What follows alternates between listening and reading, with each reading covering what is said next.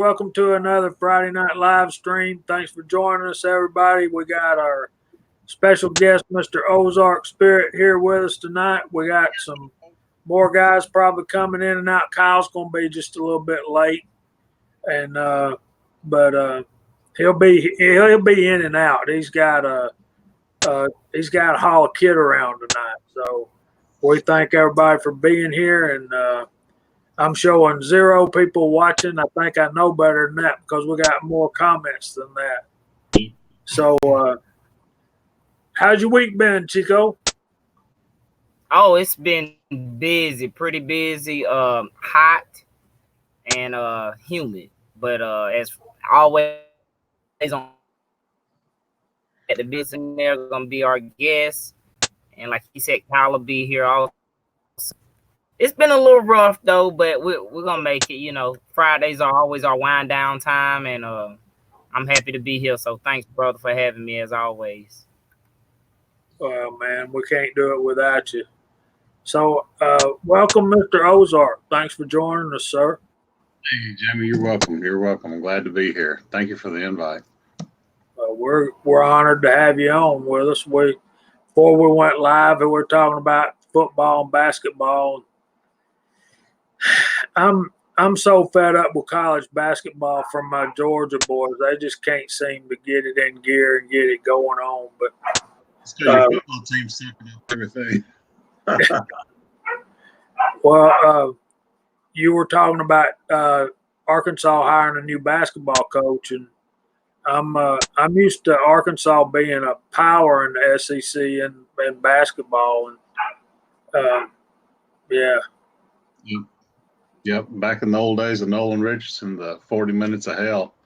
Yeah. He's the one that invented fast-paced basketball, and in fact, this year they're dedicating the court to him, and they'll be revealing that up in October, or upcoming in October. So that'll be interesting. But yeah, he's definitely a high caliber coach. Everybody misses him, but he's still alive. Yeah. He still lives there. Does he?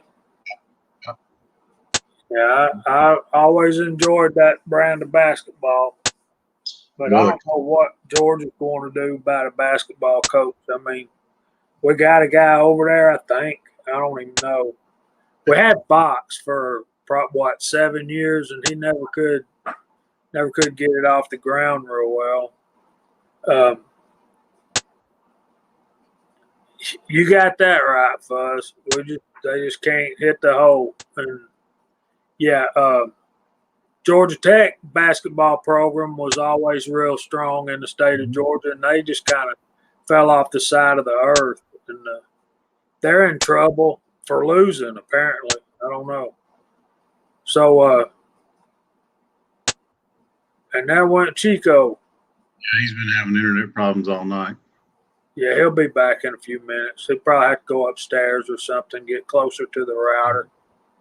I'm hiding in the house this weekend. We got that giant bike rally going on here in Northwest Arkansas, the Bikes, Blues, and Barbecue. Yeah. They're estimating 300,000 bikes and 500,000 people. So it's a little crazy out there on the streets right now. Is that in your town where you live? Yeah, it's every town in Northwest Arkansas now.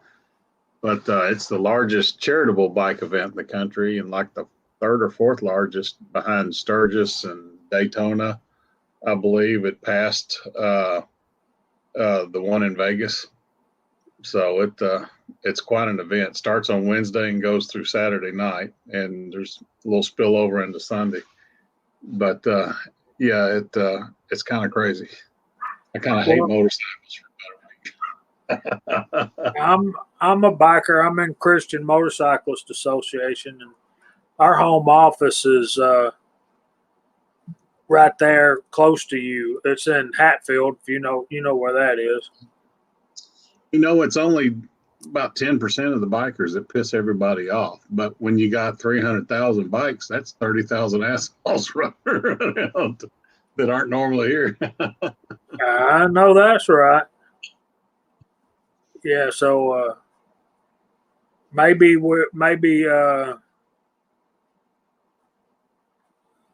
let me see if I can send Chico another invite. There's Idaho Rogers.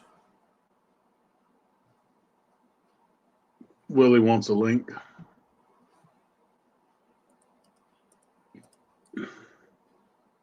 Yeah. I sent him one. And he ought to be, he generally pops in pretty quick. So, As he's saying, he needs training wheels. I bet 20% of the bikes here are trikes. A lot of couples come in and they want their trikes and they pull their buggies behind them and all that. But and like I said, the majority of the people here for the event are great. It's that 10% that pisses everybody running red lights and pulling out and moving traffic and leaving their headlights on bright and stuff like that. Drinking too much. I can tell you a little bit about that. You've heard of one percenters, right? Oh yeah. Well, there was a movie come out. I forget the name of it, but it portrayed bikers in a very outlaw fashion. And after that, they came out and said, 99% of bikers are not at all like that. They're good, loyal, hardworking, tax-paying people, and they're not at all like they portray in that movie. And then the guys that are wanting to be that way, they're all like, well, yeah, we're the 1%. So we're the other 1%. So that's where the phrase 1% biker comes from. There's a huge bike, obviously with this rally, there's a huge community of bikers around. But it's like when this rally gets on, there's a mentality that sets in with some of them that, especially the large groups. Say there's 40 bikes riding through an intersection, the light turns yellow. They'll just keep going. They'll burn that red light for 5-10 seconds till the whole group goes through. It's like, really? Well, that's also a safety concern. You don't want cars mingled into the midst of a group of bikes. It gets very dangerous pretty quick. So a lot of it is safety. A lot of it is we're going to do this because we can, and you can't stop us. Right. So I'll be right back, guys. I got to go get my phone. Okay. Chico will be right back, y'all. It's the hoverboard riders. I'll tell you what, the ones that make me mad are the scooter riders. They're on their little 50cc scooter going down a street with say a 55 mile an hour speed limit. Oh, they're creating a hazard. They're at 30 miles an hour because they've got 3 DWIs and lost their license.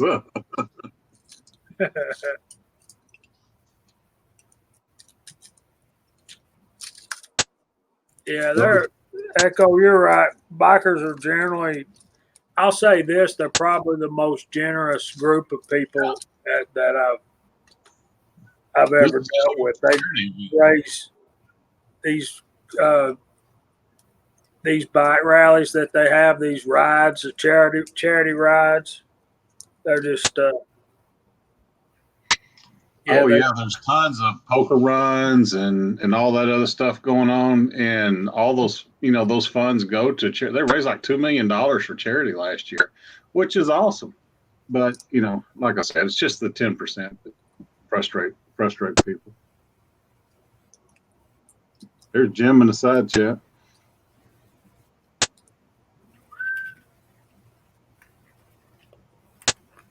Scooter noise. What does that mean? 30 mile an hour with 13-inch wheels.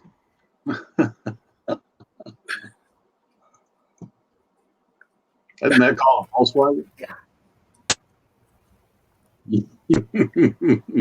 Yeah, they're dangerous. And Chico will tell you about this.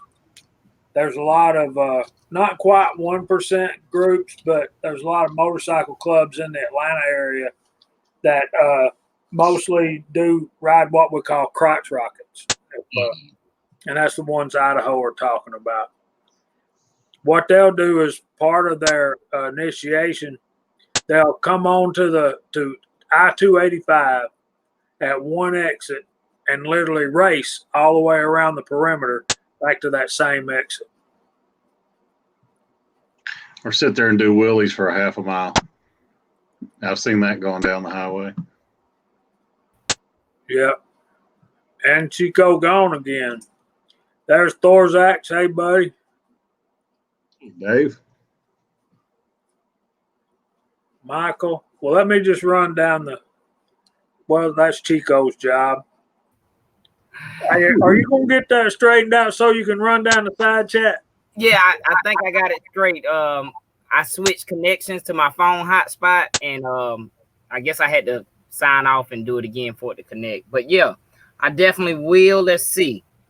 I'm gonna start from the last one as soon as it stops. All right, we got the Awakening, Signal Soldier 31, Red Raider reloading. Idaho Rogers, the Texas Outlaw Michael Sines, Jerry 1911, Hemi Scrub, Andy 79, Z28, Vanessa Kitty, Lever Guns 50, James Pollard, Thorzax, Willie Bullet Man, Uncle Jim, Big E, Fuzz T Fork, Jeremy Gunslingers here, John Phaser, Tread, Reloader 762. It's a lot of y'all out there. Echo and the Bunny Man, Appalachian Reloader, Dead Horses here, Floyd Hicks, Raleigh. I can't say his last name, forgive me. Who else do we have? Let's see. You got a lot of folks jump in since you started talking. Yeah. I'm gonna go back to who else? Let me see. Let me scroll back to the top. Mag Max, Gus, Jeff, Hemi Scrub, Tacos and French Fries, Broke Loader. Who else? I'm scrolling. 6-Shooter Texans here. Normally Chris 338 is here. Blue Hiller 260. James Cannon's here. Jason Stewart. Gun Loving Grandpa. And let me go back to the bottom because y'all just jumped in because of NY Outcast, Mario Mosen, PC Bullet Empire. And I believe that is it. If I forgot you guys, we will do another rundown. Thanks for being here on a Friday night, spending time with the Georgia Shooting Connection. Anybody get to do any shooting this week? Matter of fact, I did today. That's always good. Just a nail gun. Let's get What's going on, Kyle? Yeah. Same old. We had a big storm come through about 2.5 weeks ago in a little town in the very north of the border. It's called Bella Vista. It's probably got 250 houses with oak trees laying through the middle of them. Oh, wow. So needless to say, we've been busy. I wish we could get a storm. We can't buy any rain. Oh my gosh. 2 nights ago, we had enough rain that my John boat filled up with water because the leaf plugged up the drain hole. It poured that much.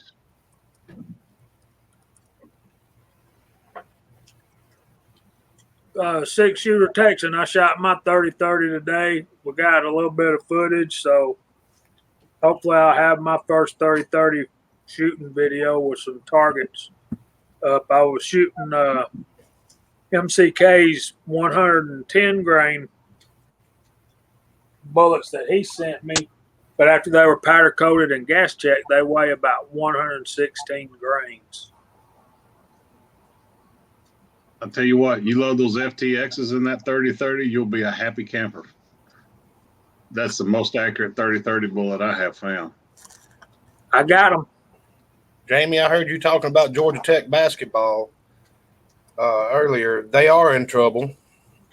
They're in trouble for illegal recruiting and stuff like that, and they've been banned from the finals this year. Oh, they won the Big Seven. They got slapped around by the NCAA. They're going to announce 7 schools getting in trouble. I believe so. Kansas. Which I don't think it matters. They ain't going to make it to the finals anyway. So.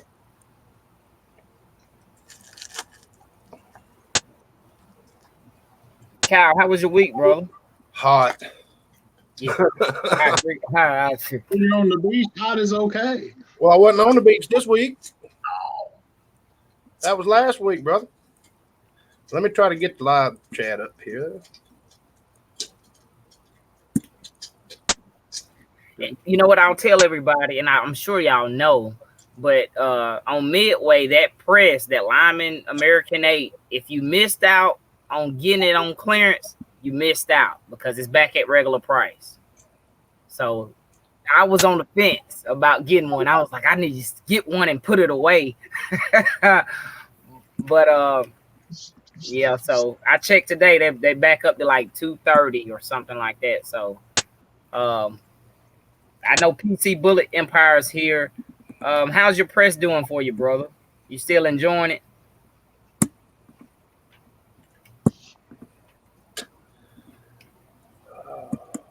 Well, Tim's had that rock chucker for decades, and he finally upgraded.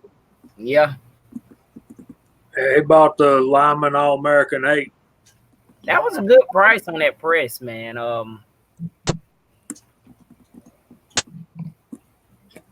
let me ask y'all: when I was gone, did you still hear the little static, Jamie?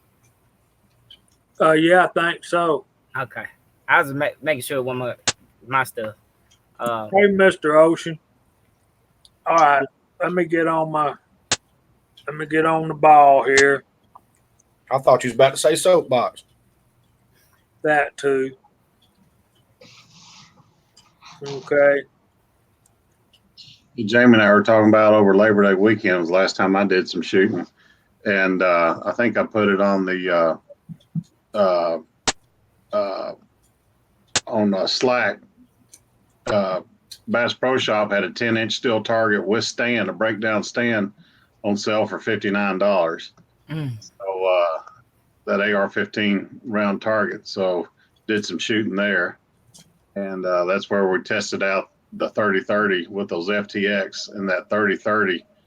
The old Sierra flat nose is a standby in the 30-30, and it shot half the groups were half the size with that FTX. Plus, they're coming out about 400 feet faster per second than the old flat nose. But that's a great target that they had normally is $99. So I'll take 40% off. Oh yeah, 40% off is good. Yeah, I see that, Jerry. I was just replying. Was that steel plate 3/8 inch thick? No, it's like 5/8. It's rifle rail. Mm-hmm. Oh yeah, yeah, that's pretty dang good. That's when I learned the red dot that Preacher and I tested on the 458 SOCOM lost its vertical hold. Shot about 3 rounds. It got lower, lower, lower. So I cranked it up, got it on lower, lower, lower, and I cranked it up lower, lower, lower. It stopped cranking. It went lower, lower, lower. That was only like 15 yards. What kind of red dot was it? Oh, that little cheap Chinese red dot that Preacher and I did. It was like, when I got it, it was like $19. I think they're like $23 on Amazon, something like that. That's a lot of power, but shaking that thing up though with a 458. Yep. It'll rattle your teeth.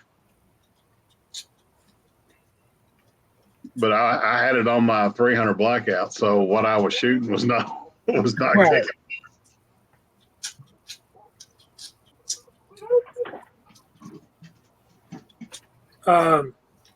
Gun loving grandpa, if you're still out there and you got some questions, now's the time to ask them. We didn't get to any of your questions last week. I think you dropped off. I see somebody must have asked about reloading because I see Reloader 762 said get a couple reloading manuals first. Yeah, that's what caught my eye. And I'm searching. I'm trying to see who said something. Yeah, Jerry, I'm a little bit jealous, man. That thing, envious. That thing looks really cool. I'm still doing it by hand. I use my drill some, and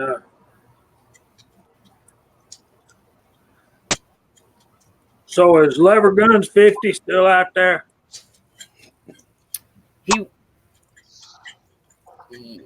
I'm sure he is. Oh, I see the Awakening. Okay. Yeah, he told you right, the Awakening. I agree with Reloader 762. Get a few loading manuals first and just go through them and read them. So uh,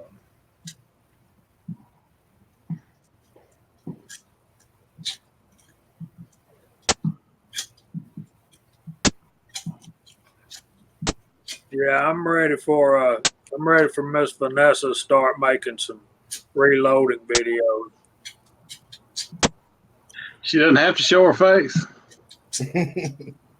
yeah, Lever, I got my package from you, buddy. I appreciate it very much, and I'm gonna show off what you sent me here in a few minutes, if that's okay with you.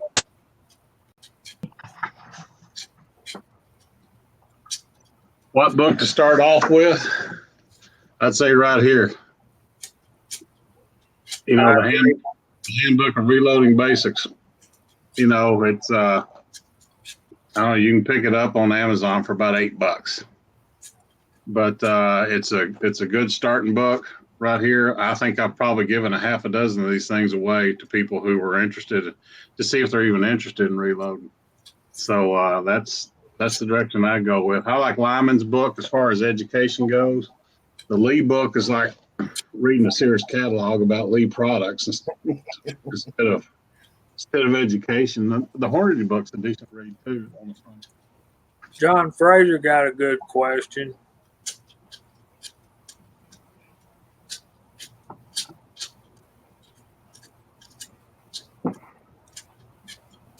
I know Kyle's got the Hornady powder dispenser. And I love it. I'm hearing that clicking now y'all were talking about. I'm sorry I was so late. Up here. The youngest has got his first homecoming dance tonight. We got him all ready, and I tied his tie for him and did all the daddy stuff. And right about the time that they were going to light this candle, his date tonight, they decided to mix all the plans up. So now she was going to come here and pick him up. So I had to wait on them because I had to sign a permission slip or something because he doesn't go to that school. So that's why I was so late. And while they were taking pictures, I thought my dog was going to rip the bedroom door off the hinges.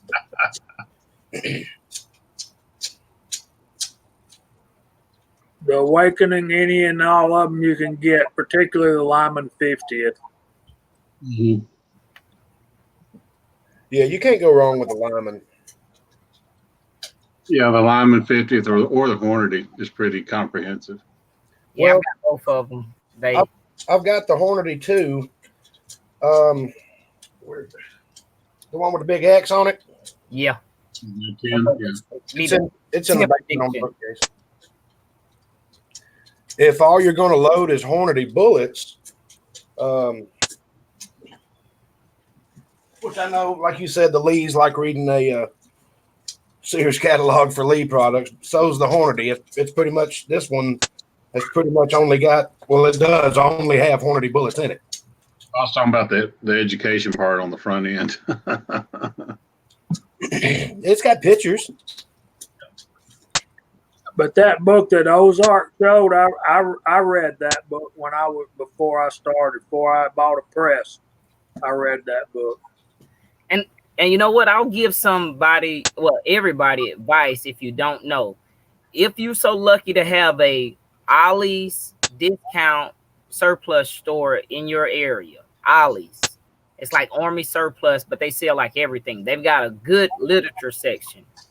I found a lot of good reloading books in that store, and they are way cheaper than you'll get on anywhere else.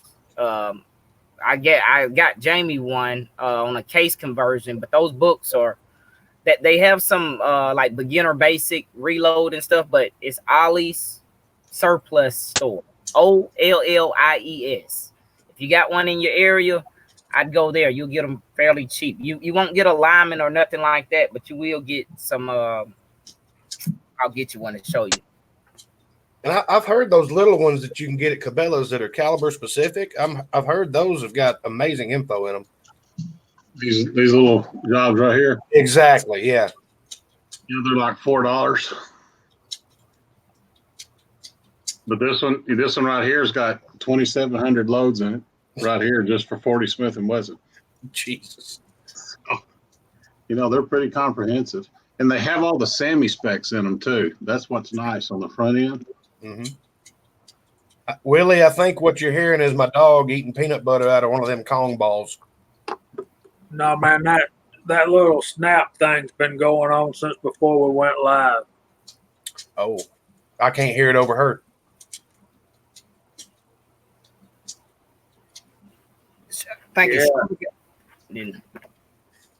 I think on Amazon this thing's like $30. I think I paid like $6 for it.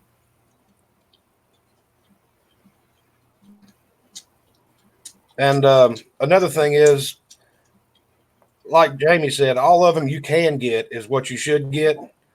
I got some weird looks on the beach last week reading the shotgun loading manual. Let's say $5. Yes, sir. Nice. And they got some good information. It's even got load data in it. But if you have an Ollie's in your area, I'll check them out.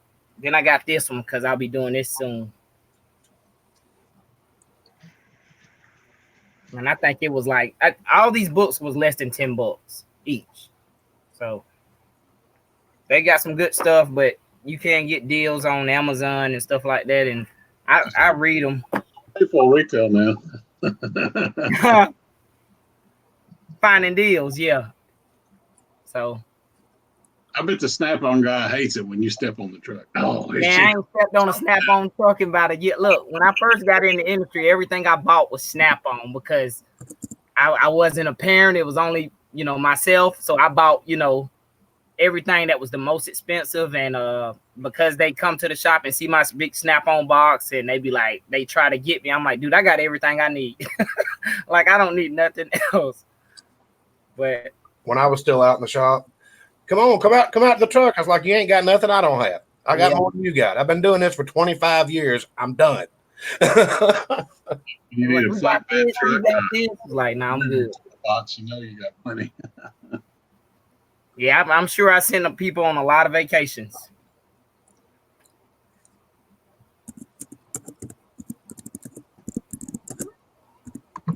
Put a lot of kids through school, through college, Chico. Yeah, I'm sure it is. I just want to buy a tool. I don't need to make your house payment this month. I got on a tool truck just to talk to the tool guy because I've known him for 10 years. The air conditioner was running. Yeah, that too. And I'm looking around like, hey, Walt, how much is that? Oh, $185. It's a screwdriver.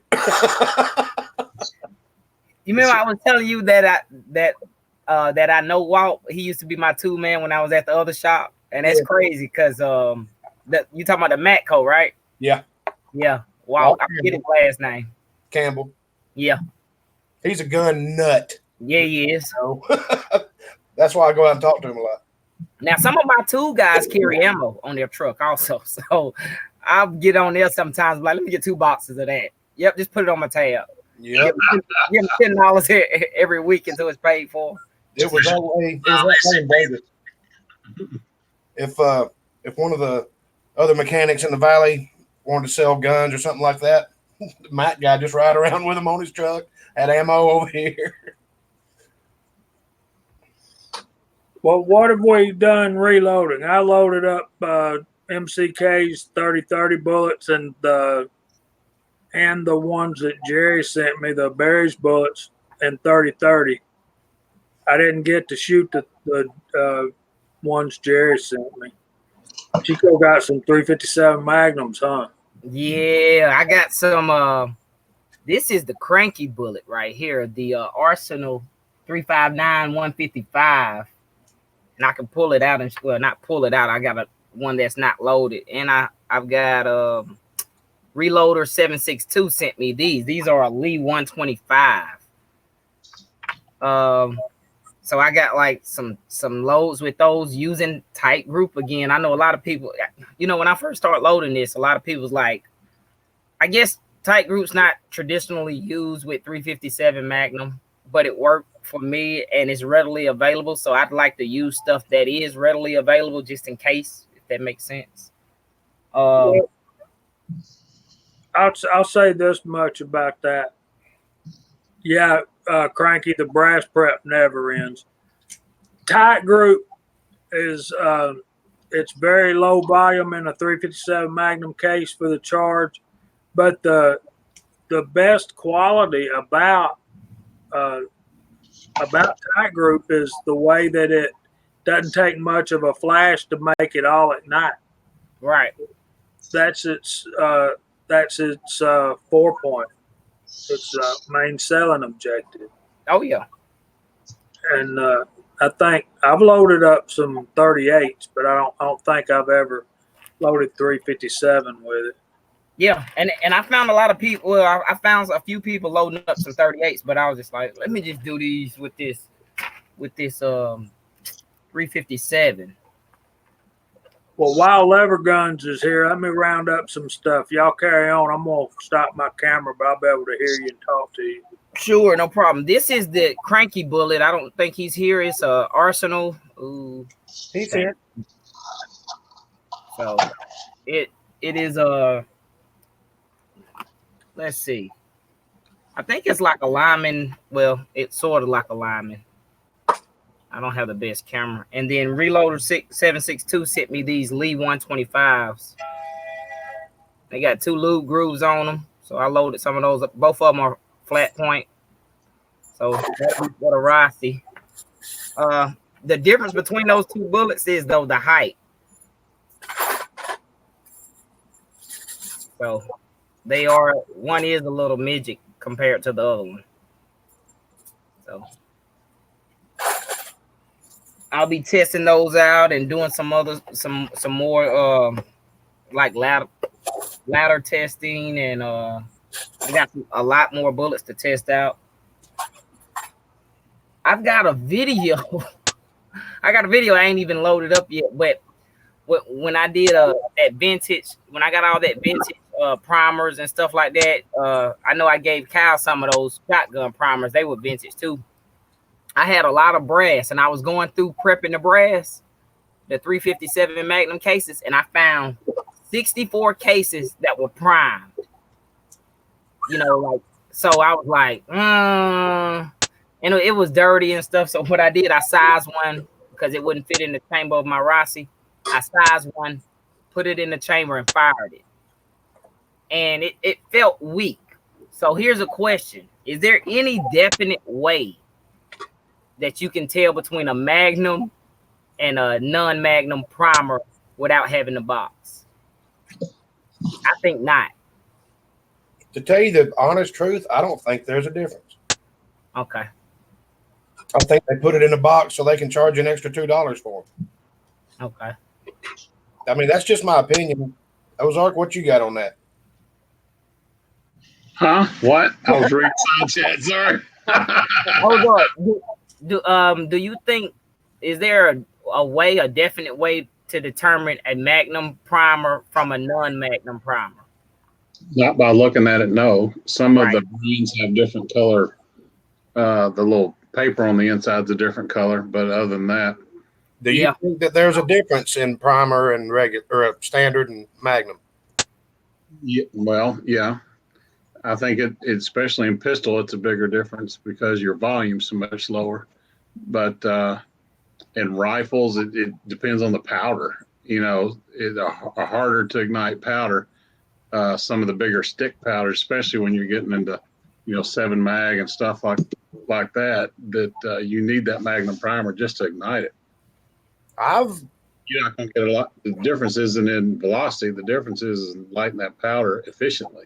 Yeah, I've messed up and loaded some 7 mag and stuff like that with regular primers, and I've messed up and loaded some, Had a big muzzle blast. 22s with Magnums, or 223s with magnums, and I couldn't tell a dang difference. I couldn't see a difference between regular primer and a magnum primer in the same round, and the same like on a pistol round. I couldn't tell the difference because I'll be loading.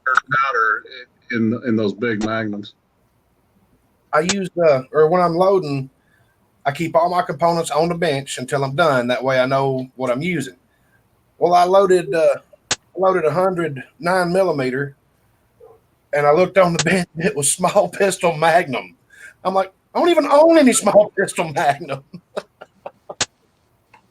But there was a sleeve of small pistol magnum sitting there. Hey, Willie. Hey, how are you? Hey, Willie. Hey, guys. What's up, Mr. Willie? Thanks for joining us. I thought I'd hop over for a little bit. I'll have to send you a different email so you can send it to my computer because you sent it to my text and my phone battery's pretty low. So I'm going to send you a different email, Mr. Jamie. Live? No, the Gmail. Do you have that one? No. Okay, I'm going to send that to you. Boy, there is a loud clicking noise. Yeah. It comes and goes on my end. So I'm going to jump off. I'm going to send it to you right now, Jamie, okay? Okay. You going to text it to me? Yeah, I am. Send me a link over there, please. All right. Because my cell phone going to die. Okay, so I got this box right here from Mr. Levergun 5110, and he had texted me earlier, well, after the show last week, if I needed any 3030 brass, and I told him I could always use some 3030 brass. And, so, Mr. Leverguns, I don't know if you can see this or not, but there you go. I already got it cleaned up and deprimed and looking good, man. It looks pretty. And then also in the box, he sent me some souvenirs. And I think the obvious thing y'all need to see is this. Wow. Hold up. Is that a 444? No. Oh, maybe I'm having flashbacks from Tennessee. 500 There you go. Let me do this for a minute. Let me Make yourself big. yeah. Okay. This is a 3030 and this is a 5110. Let me see the bottom of the case head. Gosh. Man, that is awesome, Mr. Levergun. I appreciate this so much. Not only that, check this out. He sent me one of his make a name for yourself guns. And this is going up right here. I got to get it mounted. I'm going to hot glue that sucker right up there to my wall. And I'm going to put one of these stickers that he sent me right up there with it. But the best thing that he sent me, I'm going to do this. I will always treasure this, Mr. Lever. There is freedom in Christ. Amen. And it's referencing the Great Commission, Matthew 28, 19, and 20. And apparently this came from a convention that he was at, some kind of a get-together. Romans 6:23, for the wages of sin is death, but the gift of God is eternal life through Christ Jesus our Lord. And this represents, if you can see that, there's a divide between man and God, and that's created by our sin. And we all can't help it. We're born with that nature, but you see the cross bridges that divide to give us a way to God the Father. So thank you, Lever. I will always treasure this, man. And let me get off of me and send Willie a link. Lever, I appreciate that more than I can say, buddy. Yeah, that is a huge, huge rifle round. That's that Quigley gun, that Sharps gun, isn't it? That comes out of that 5110. He's got a Winchester lever action that shoots it. I think it. What model is it, Lever? I just saw it on that sticker. It looked like the Quigley gun. I bet that is a Hoss. Y'all look at the side chat and tell me what model that Winchester is. I think it's a 94.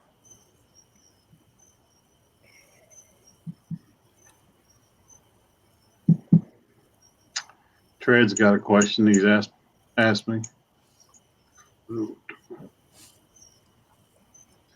Tred, I go 3/4 inch ply is what I have on mine. Solid steel, baby. Except solid steel kind of puts marks in your forehead, doesn't it, Kyle? It does. Yeah, it hurts a little bit. Yeah. Yeah, you tell him. You tell him. Yeah, I think if I had to build one, I'd probably use plywood or I'd really like to do what Eagle Eye did. You know, put some 2x4s together and plane them out, but the reason I wouldn't use OSB or particle, because if any liquids get on those, it's going to absorb them and expand. So you have to coat them with, like acrylic first before you put anything else on there, because anything else is going to be absorbed. Right. Yeah. I used a cabinet grade 3/4 inch ply on mine because it's an already sanded smooth surface. You don't have to spend the money on that, but you could go 2 layers of half and have even more strength than 3/4. So there's my short and sweet answer. The Awakening. He said there is an Ollie's out there out there by in Knoxville where he's at. So that's cool. My mom's from Knoxville. So I go to that store, man, and look in their literature section. You'll see a lot of books: survival, prepping, hunting, guns. Lot of good books. So you were comparing those.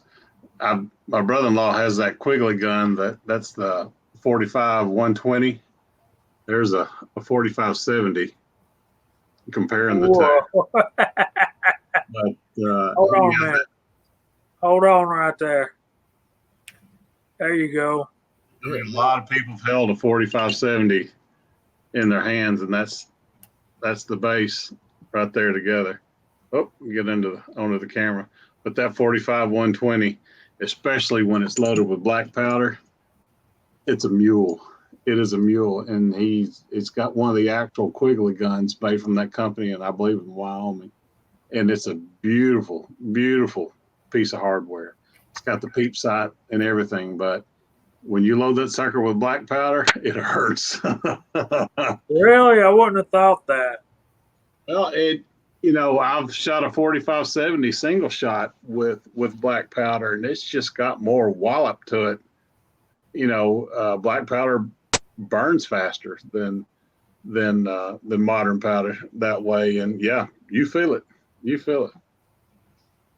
Far out. My oldest son was shooting that Quigley gun. He was like, "Oh, I love this thing! And we handed him one of those black powder rounds, and he got down on that peep and wham! And he was like, "Oh my God, what'd y'all give me?"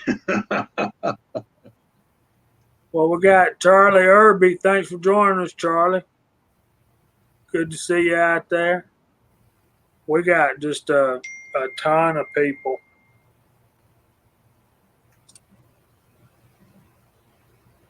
I'm showing 63 on with us right now. Thank you, guys.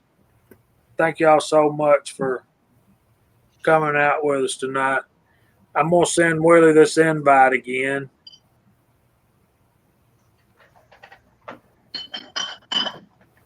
So y'all bear with me for a second. No problem. Yeah, I see a lot of people answer like my rookiness question about the Magnum primers. I just, like I said, I got some some brass that I scored, and they're already primed.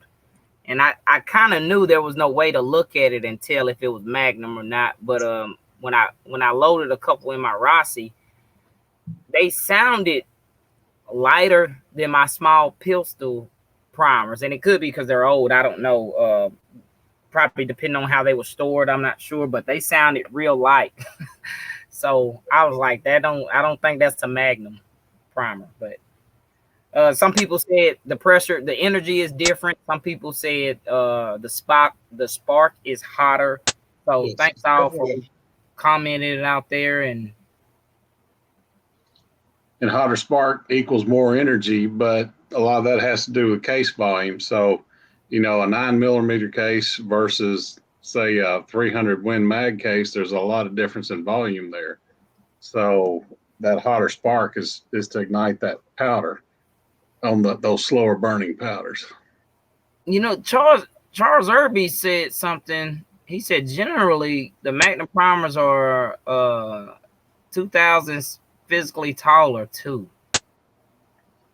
I'll have to check that out. Primers are 2000s taller than pistol primers. Rifles? Yes. Oh, okay.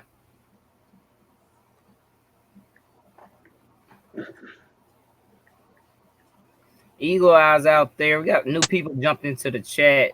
Thanks everyone for being here. Thanks, Jamie. Glad to have you, brother. I was able to figure out how to forward it from my old email to the one I needed, but I just got the one you just sent me, so thank you. Sorry to interrupt you, Chico. You good, brother. I was just saying thanks to everybody for joining us, man. I'm trying to get used to this damn camera angle again. Thanks, Eagle. I appreciate it, brother. Yeah, I love Kenny. He's the man. Yeah, he is, man. He helped me out when I was a little hesitant about loading this tight group into these 357 Magnums. So I had to reach out to him. He did help me out. Yeah, it's fine, man. Just be careful. Yeah. I wanted to make sure because as most of you guys know, tight group, it don't take much to get it going. And you got a very small window. So Yeah. Shotgun batteries are fairly quick igniters. Well, last night I loaded some Vitavori, and 350 and some 357 Magnum casings. that's like And they were zinc bullets from Andy, 79Z28. I finally loaded them. Thank you, Andy. I That's know like that the makes everyone reloader's cringe. gold, ain't it, Willie? I'm sorry, what was that? Isn't that like the reloader's powder that's gold? Oh, it is. It is. That's why I only loaded 57 bullets. I heard good stuff about it always though. Oh, yeah. And just beautiful. I need to get the mold from Andy, because the mold number, because they just look like silver bullets from the Lone Ranger. So is that zinc? These are zinc, yeah. Show that again, Willie. There you Those go. are zinc. How much they Nice. weigh? The bullet. Between 117 grains and 120 grains. And these things, 9 grains of N350 Vitavoi. But they're going to be And, ooh, it's gonna be nice. It's going to be nice. Move, too. They're gonna move. Oh, they're going to scoot. I think it's like, between 13 to 1,400 feet a second, I believe it said. Don't quote me on it, but I believe that's what it said off their website. Oh, thank you, Julio. Yeah, I'm going to blast the hell out of these. I'm looking forward to it when I get to the range. I had pretty good results with MCK's little 110 grain and 30-30. It was pretty cool. That's my favorite. That little Lee 110. That's my favorite in the 300 Blackout from a Bunny Fart load. A turtle poppers. I was just going to say, have you went out and popped any more turtles lately? That was Labor Day weekend. Yep. You're Shot a just a bunch of turtle 30-30. slaughterer. Shot a bunch of 30-30, 300 Blackout. and the old Star BM9 got about 200 rounds put through. Oh my goodness! When I took my son out the last time we went shooting, they went through 1,009 mil through that damn thing. They just loved the hell out of it. 7 rounds at a time. Yes, All right. sir. 8 rounds at a time. Mine Save is the 195 grain round nose. Okay, thank you, Andy. Save the turtles. Save the turtles. Can you see the side chat, Willie? Yeah, I just got it up right now. Yeah, he said that's a 195 mode, the lineman mode. Yeah, Jamie just put it up just a second ago. Okay. Sorry about that. No, don't be sorry. Yeah, see now, the only other person besides Kenny, myself, Andy, is Julio's not afraid to shoot zinc. All y'all are a bunch of chickens. Julio's the man. He steps right up and will blast zinc, no problem. Shoot all the zinc you send me. It's casting. It scares the crap out of me. Casting's easy. You hear that, Uncle Jim? Marvin's going to shoot it. Time to step up to the plate, chicken. Good point, Fuzz.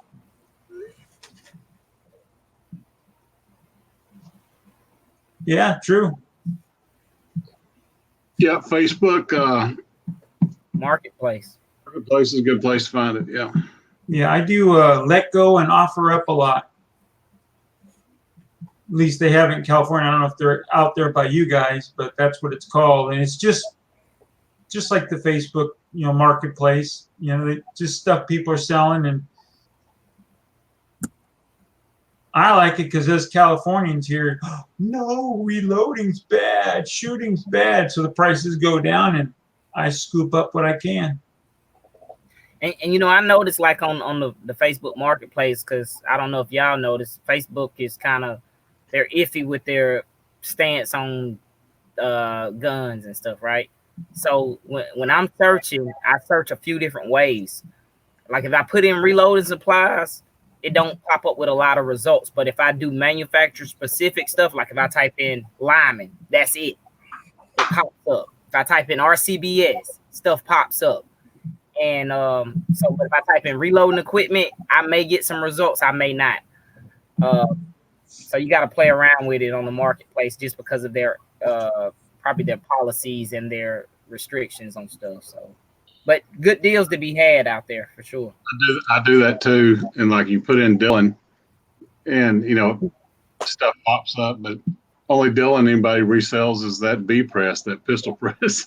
I was on Facebook Marketplace looking for lead, and I typed in just lead, and crystal glass start popping up, a little bitty, I'm like, so yeah, scrap lead, and I'll type in casting or type in wheel weights, and I'll get some results and stuff like that. Yeah, see, with my spelling ability, you all know I can't spell with beans, so I go on eBay and I misspell stuff on purpose, and I find bullet molds that people can't spell like myself put on there, and no one's bidding on them.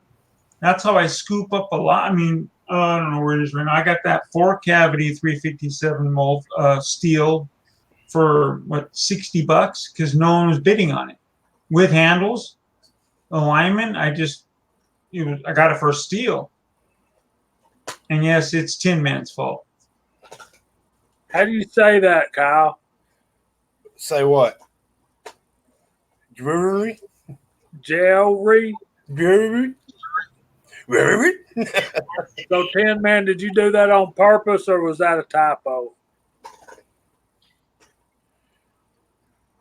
That's how Scooby-Doo would spell it. Yeah, absolutely. Now, I'm not even casting for myself, guys, until I get my legs. So I'm not going to be sending out any zinc to anyone. But I appreciate you offering to shoot the bullets. But get a pot, put the zinc wheel weights in it, melt it, and ladle pour it into a mold, and there you go. I got somebody with a Lyman Case Prep Express on sale for $100 in the box. Oh, here's a Kyle Lust special. the military tent for $1,000. Come on, Kyle, jump on that. Shit. Sleep 16. You know how hard those things are to set up? Takes a deuce and a half to haul one around. Damn it. That just put chills down my back. Made my back hurt. I'm telling you. Okay. Need a 10-man to English dictionary tonight. Quit tasting and driving 10, man. Yeah, you're going to be a new daddy. While driving. Tin Man's fault. That's right. Don't do it, Tin Man. Stop vaping. It's bad. You're going to die. You got a new baby coming. Yeah, we had a guy die from that this week in Georgia. You're texting and driving? Or vaping? Vaping. Wow. Well, speaking of the texting and driving, one of our little young parts girls that runs parts out to people, she was coming back from lunch and got a phone call. A friend of hers, it was him, two of his brothers, and his mother in his brand new car. He just turned 16, had the car for 2 hours. Texting and driving, ran a red light, killed him and two of his brothers, and his mother's still in a coma and don't even know it yet. Jesus. Terrible. That's horrible.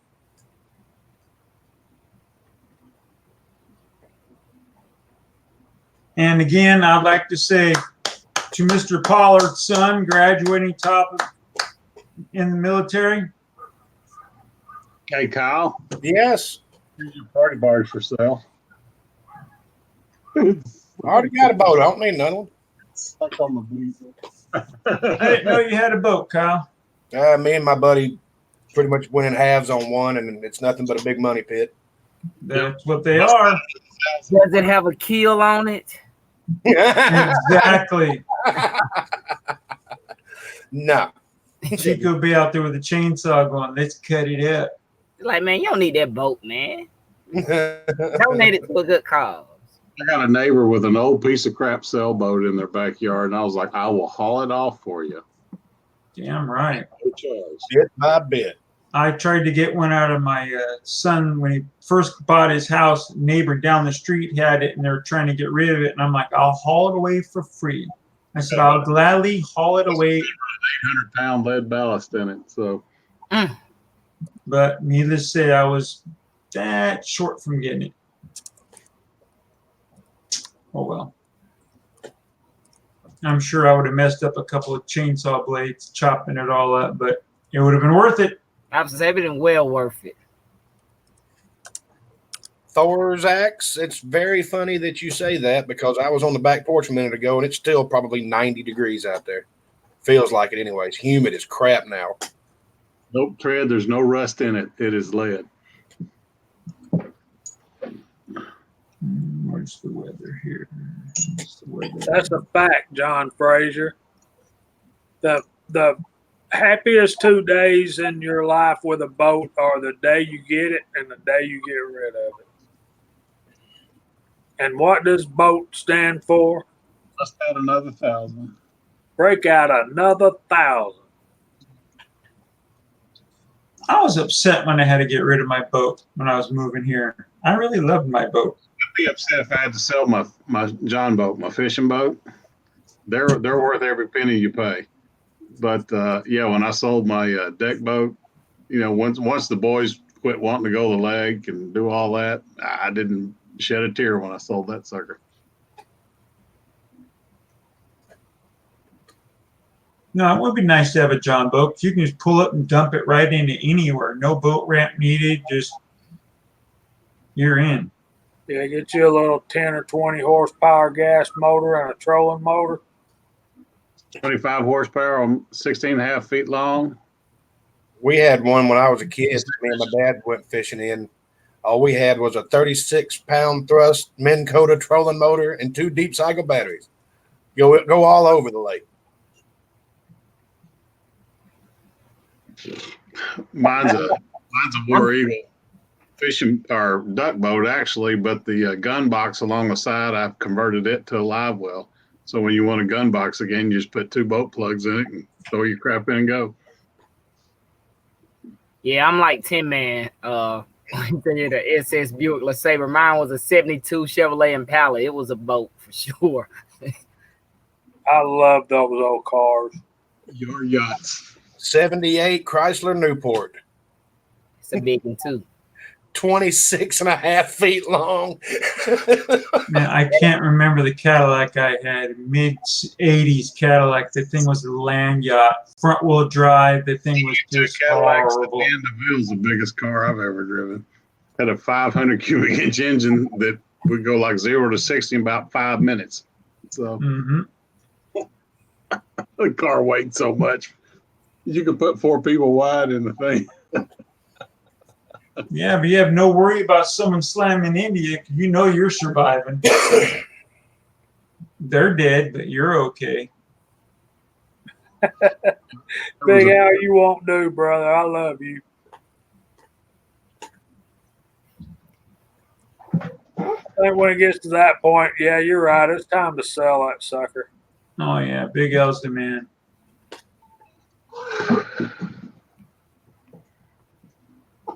My first car was a '69 Buick Skylark, Grand Sport, California.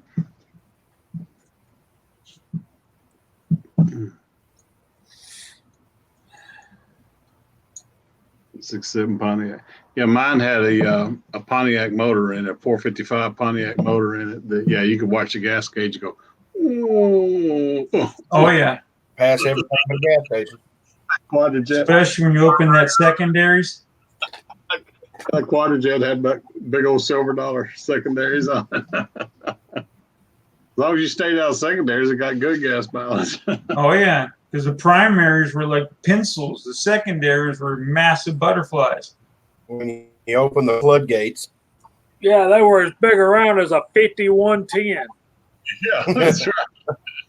Yeah, that Quadrajet was woo, had that delay kick in. You think about it, that's a half an inch of hot lead moving down range, and Lord only knows how fast. Like I getting just shot. love watching Lever Guns videos.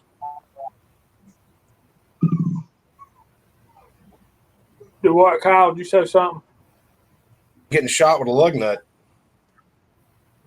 Yeah.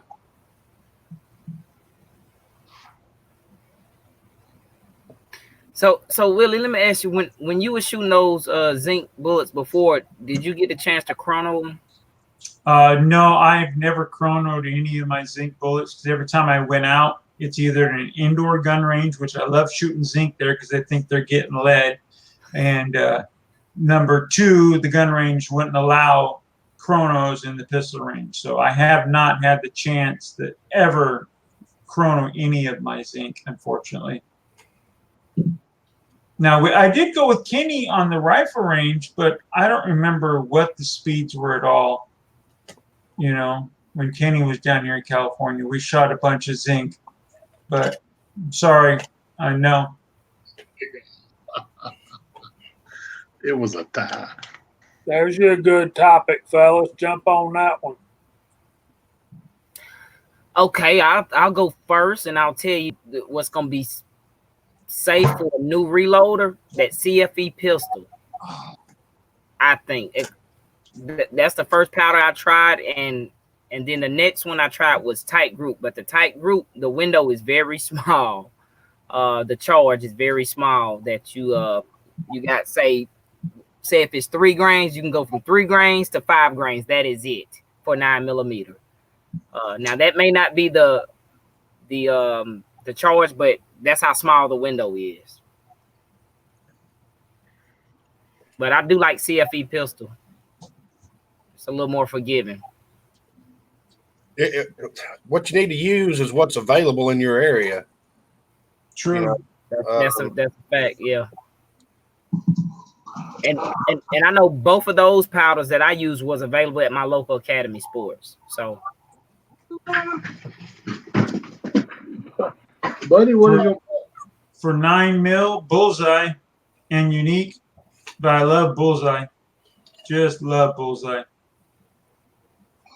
A little bit dirty, but good hot powder. I never tried 231 with Winchester 231. I haven't tried that out of my 9 yet. Yeah, But tight group, I've done tight group. Bullseye, unique. Damn, one thing. Red dot. Hell, I'll be the first one to bring a dot in. I did red dot and it shot great. Got Winchester a lot of good 231. answers out there, too. Winchester 231 and HP 38 is essentially the same powder. And it's so hot, I'm gonna have to go get me a cup of ice like Kyle. Yep. It's hot.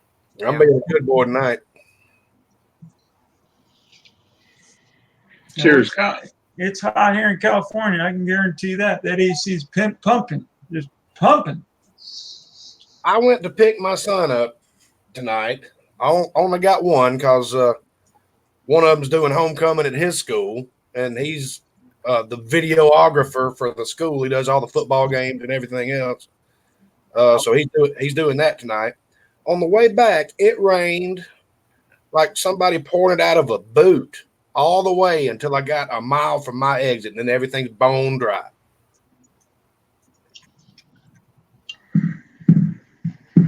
If I got a wheelbarrow in my backyard full of water, I'll send you, Kyle. Yep, box that thing up.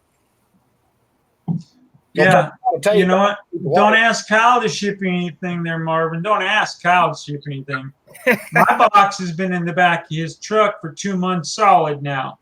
Pack our bags. We're going on a guilt trip. And a bunch of lead. It's been in my garage for so long. I feel so guilty.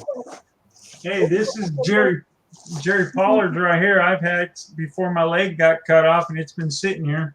I got this pack. I got like 7 packages to ship out. I was telling Jamie yesterday. I promised people zinc bullets, all that crap, and they're all boxed up, ready to go. But Got that slight taper on a 9, and they head space off of the case mouth instead of the rim on the bottom. They're just an easier case to deal with to start off with. But if you don't have a 38 firearm, that's a moot point. But, would y'all agree or disagree? well, does he have a 38 to shoot? I don't know that.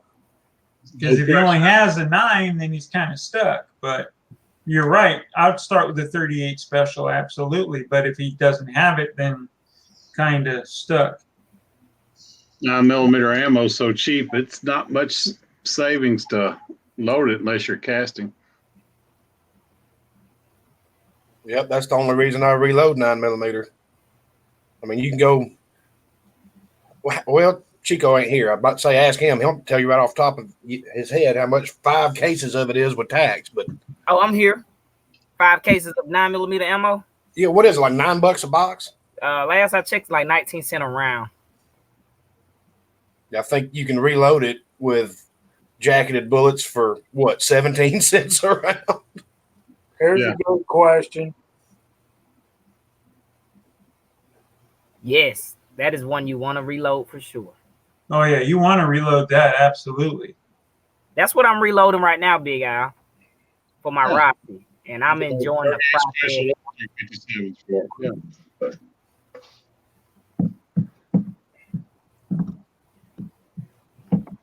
Yeah, but basically, if you're loading 357 Magnum, you can pretty much load 38. Most all guns that'll shoot 357 will shoot 38 as well. Yeah, I'm with Dave. Get some bullseye and unique. Start 38 special. Yeah. Work your way to 357. Well, I didn't say you wouldn't keep the brass, Fuzz. You always keep the brass. And everybody else's brass, too, if you can pick it up. Damn right. Turn into a brass whore. Yeah. You'd be amazed at some of the stuff I find I don't even own. But I'm saving my little 380s for Kyle. I got him a little bucket over here. I'll take them. I stopped. I threw them all away. I found those little cranky bullets, man. Them things shoot great. Cranky does excellent work. Cranky makes some very nice bullets. And you know what? Even if you don't cast, this is just my opinion. Even if you don't cast, there are manufacturers that sell like cast bullets. They don't have to be jacketed, and you can still they're still gonna be sometimes cheaper than the jacketed. You just got to get around and price shop. Just don't use tight group for magnums. Hold up, Em. Big Al, that's a beautiful rifle you got, buddy. Chico, it doesn't have a good enough case feel, really. Now I did buy. Didn't I tell y'all I bought the other day? H110. Yep, love that powder. Here's a good. Unique and HS6. That's you a good point.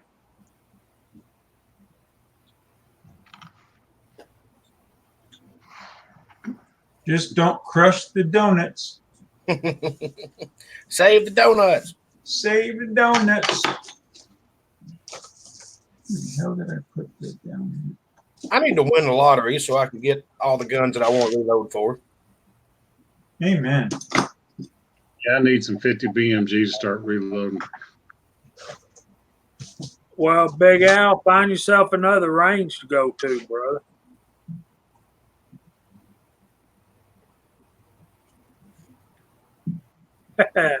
You know, there's ranges like that in California too, Jamie. I hear it all the time. If it hits the ground, it's mine. I'm like, okay, then you better call the cops because I'm picking them up. There's ranges like that all over here too. The one Jamie go to all the time is the same way. You can't pick yours up if it hits the floor. He's got pallets down where it always falls underneath the pallet. Oh, damn. Yeah. But that's okay. He's a good enough guy. I'll let him have some 9mm and 40 every now and then. Well, that's why I bought this one from Caldwell. I saw William C. Champion using it. Yeah. And I figured, I got one on my 300. oh, I got one on the ARs. They're all taken care of from the Caldwell. That's simple. But this is for my pistol brass and all that. I'm just tired of dealing with people like that. You know, just California. These guys are jerks. Yeah, Just Trump, jerks. I've done that for years, Willie. Yeah, I know. Jamie had to pick me up some trail balls. He called me while he was at Cabela's. Hey, they got this. You want me to get it for you while I'm here? Like, please. It's like all of a sudden Bass Pro Shops has decided, hey, it's a pretty good thing to keep the powder shells stocked. Mm-hmm. Last 3 or 4 times I've been, the powder shells have been stocked solid at Bass Pro. It's like somebody pulled the corn cob out of their ass and decided to stock powder again. My Cabela's down here, they've usually got pretty good selection of powders, but now they moved them from, they were in the middle of the aisle in the firearm area. Now they've moved them like behind the counter, you know, behind the scope counter under the guns. Yeah, I was like, what are y'all doing? And is it still that way, Chico, or has it been a minute since you've been in it? Cabela's. Yeah. And what's behind the counter? They're powder. They've moved it all. That's like behind the scope case now. You know, I haven't seen it like that, but you know, I've been to some stores where like the bullets are behind the counter, and that kind of makes me not want to spend my money there, if that makes sense, you know, because it's kind of hard to stuff a 500 box of bullets in your pocket, you know. I mean, I don't know, but I would just assume. But if I can't look at the box, and I'll tell you the truth, if the box don't have no tape on it, if I want to see the bullet profile, I open the box. If I'm gonna spend my money on, I should be able to see, you know, like whose bullets. Hornady's are like that sometimes. Sometimes they just have a little tab you can lift up, a little piece of plastic or whatever, and I want to see the bullet. Sometimes I'm weird. There's our plastic bag inside the box. So Yeah.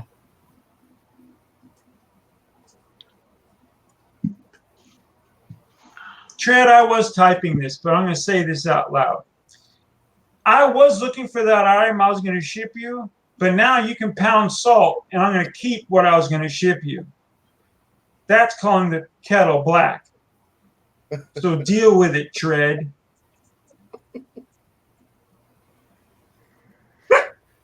That's right. You tell him. Sorry, I had to get that off my chest. Billy pulled out his 5-gallon bucket. I'm going to do more than that. But I'm trying to be polite to my friend Jamie, so I'll just stop right there. Yeah, PC Bullet Empire.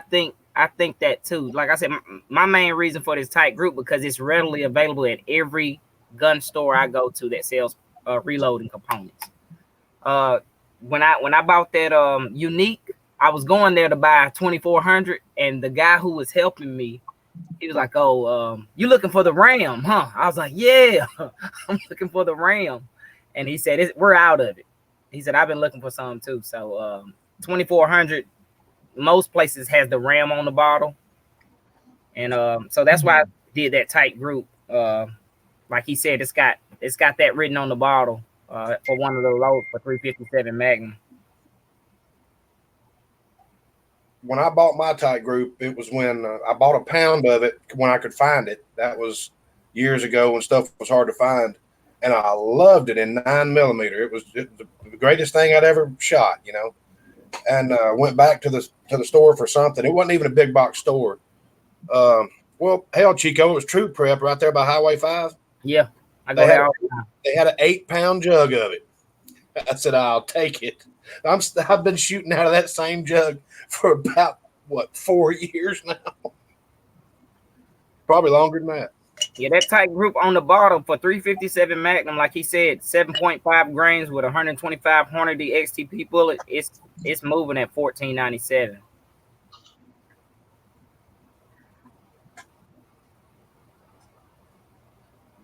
I'll have to give that a try, Chico. I still have pretty much a brand new bottle of tight group. Yeah, that's 400 rounds of 7.5 grains. And you know, that's the beauty of it too. With tight group, you're gonna get a lot of rounds in one bottle. Yeah. I don't know what Fred's doing out there, but I got pinky after. Is that me?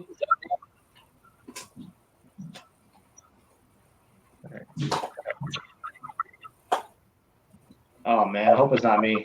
Am I the one getting echoing now? Yep. Gotta be.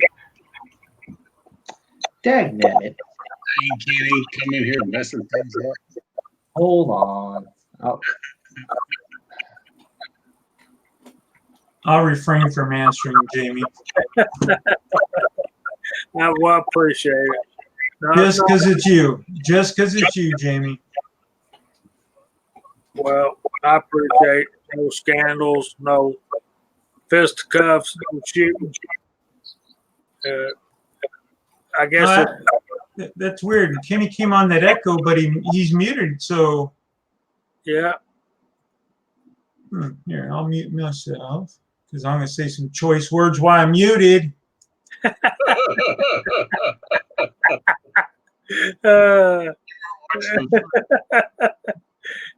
Oh my goodness. I feel better. Thank you. okay. Is it still going? Is there still echo? It's quieting down. You good. You're Nice good, Kenny. haircut, Kenny. Willie too. Look at both of y'all, high and tight. Yeah. I'm losing my hair, so I said, you might as well just shave it off.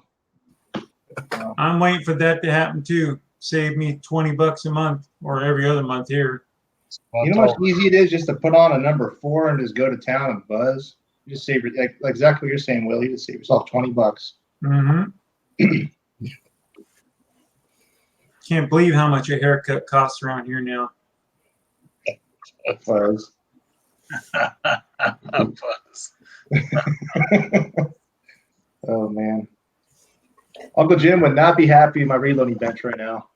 There is Not either, man. I've been Kenny, I had an extremely bad day with 270 Winchester today, buddy. Uh-oh. What happened, bud? I was just all over the place.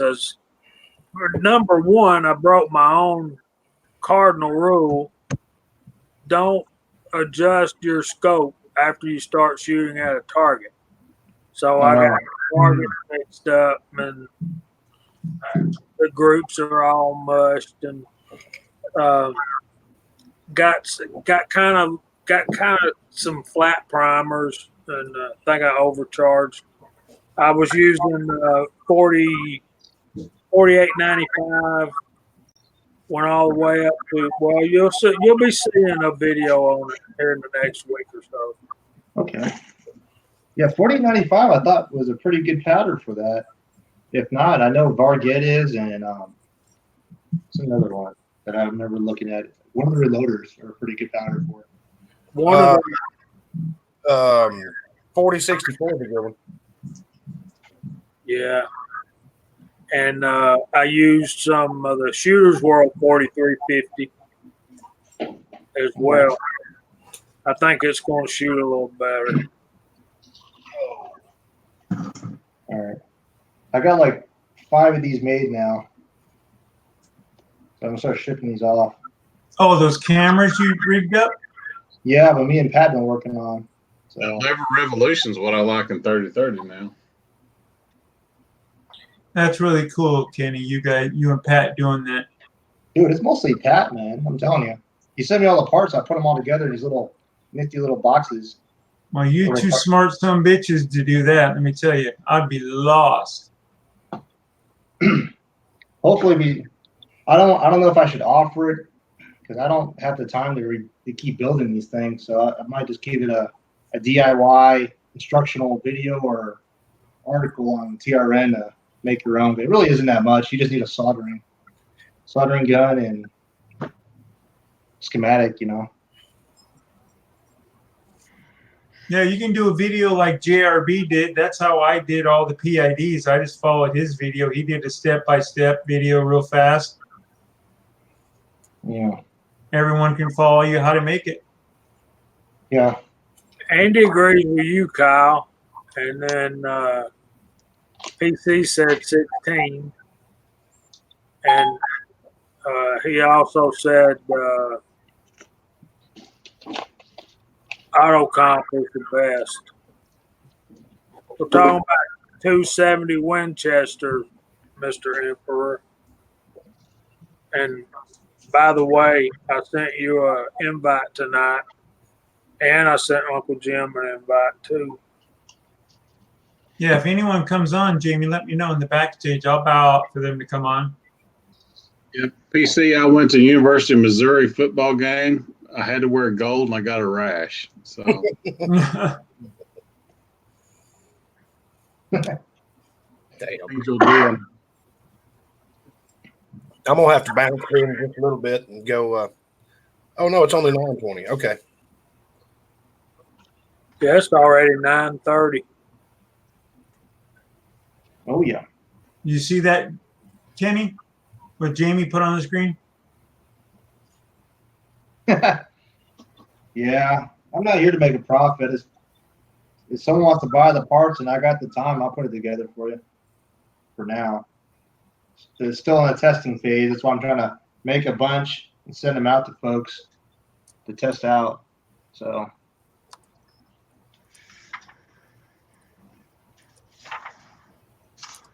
There's Jesse B Outdoors. I sent him a link too. Fuzz 3031 and 270 Winchester. I'll look up and see if I got some data on that.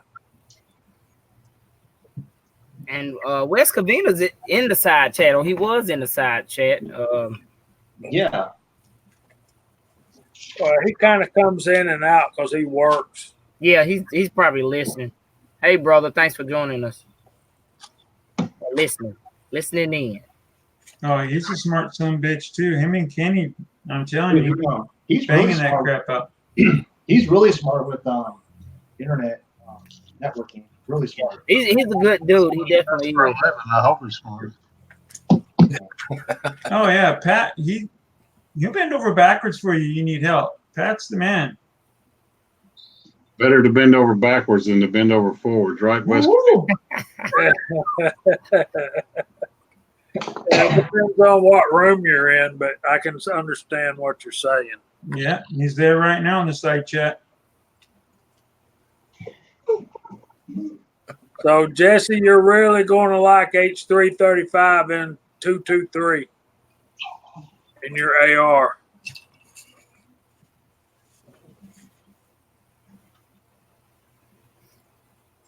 Thanks for joining us, NY Outcast. Appreciate it, brother. Have you gone through the side chat at all tonight? I have. Okay. Before Yeah, you like got here, 2 let's times. see. I did. I can do it again at whenever Jamie wants me to. That's fine. Go for it. Let's do it. Let me send this last. Boom. Okay. So we got James Pollard, Fuzz T Fork, PC Bullet Empire, Jeremy Gunslinger, Wooly Bullet Man is on the panel with us, Jerry 1911, Lead Bullet Junkie, Chris 338, West Covina Dodge, Echo and the Bunny Man, Jesse B Outdoors, Signal Soldier 31, Six Shooter Texan. Six Shooter Texan. We also have J586 on the panel with us, as always. Reloader 762 67 Rebel SSTAMC. Hey, brother, didn't see you come in. John Phaser, Big Al. Let me make that bigger.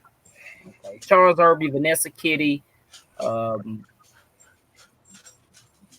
Let's see, we're scrolling, thinking about what we're gonna shoot this weekend. Ooh, a lot of people commenting. Andy 79Z28, Big E, Ocean 374, Tread, Thorzax, Rollis is here with us. I know he's been here before. I say Big Al, The Awakening, Thanks, Pollard, Ozark Spirits on the panel with us. Uncle Jim is out here laughing. Buddy the Brewdog showed up. Pony _ 47. I didn't know he was in Alaska. I did not know that. One thing we need to talk about is our ongoing fundraiser for Jack Needs Our Help. Is that still going? Yes, last time I checked it, we were at $590, and as soon as we get to 1,000, we're going to give away that last effort, and that's a 458 SOCOM, I believe. It is. So maybe Chico can find the link to the GoFundMe page. I can. I will if you want me to. No, I got it right here in my email. I got it right here. Yeah, whenever it reaches 1K, they're gonna do that last 458 SOCOM upper from Bear Creek Arsenal. And the last winner, he won the press that I had. The lead, what is it, a Challenger press? And he told me to pay it forward to the last winner. So that'll be going with it also. And I'm about to post the link right now in the side chat.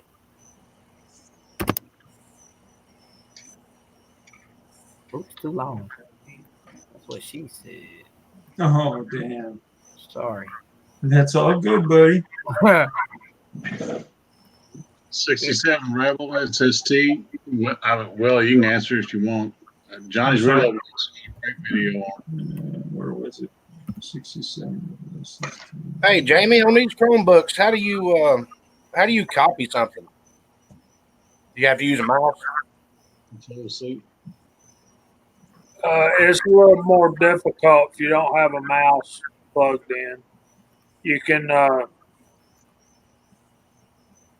use your you got to highlight it.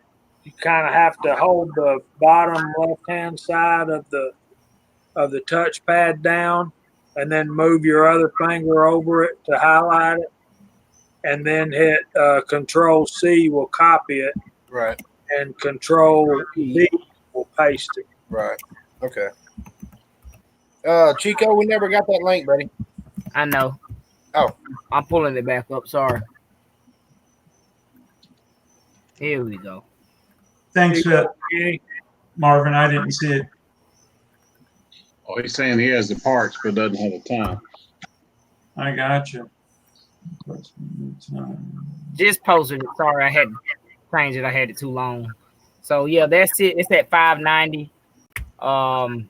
And even if you can't donate, just if you can share it, you can share it on all your social medias, Twitter, Instagram, Facebook. But it's a good cause. It's a good and to my knowledge, those uppers from Bear Creek Arsenal are pretty dang good. So that'll be awesome. I know Ozark shoots at 458 SOCOM. What does a round like that cost to buy? If you're buying it from Buffalo, about $2 a pop. Yeah. So you're gonna so that press is gonna come in handy. Wow, $2 a pop. Jeez. But that's why I cast and reload for 458 SOCOM. Yeah, it'd be very cost effective for that monster. Yeah, this Starline, the brass is expensive, but it's not a real high pressure round, so the brass doesn't wear out. It's kind of like 300 blackout. It's like a big brother 300 blackout. does that bullet have a wide variety of ranges also? 4570 bullets, what it is. Okay. You guys ever heard of a bald eagle press? A what? The gentleman says, does anyone have any experience with a bald eagle press? Hadn't heard of it. No. Was it Roland's Carterville's? It sounds like one Sorry if I say your name wrong. That's 300 blackout, and that's 458 SOCOM. Yes, please send me a copy. Thanks, Tread. If you want to be in the drawing, send me or the Scotsman or Chico a copy of your receipt so that we know that. And the problem is not that we don't want people in there, is that we want to make sure that we've got the right person.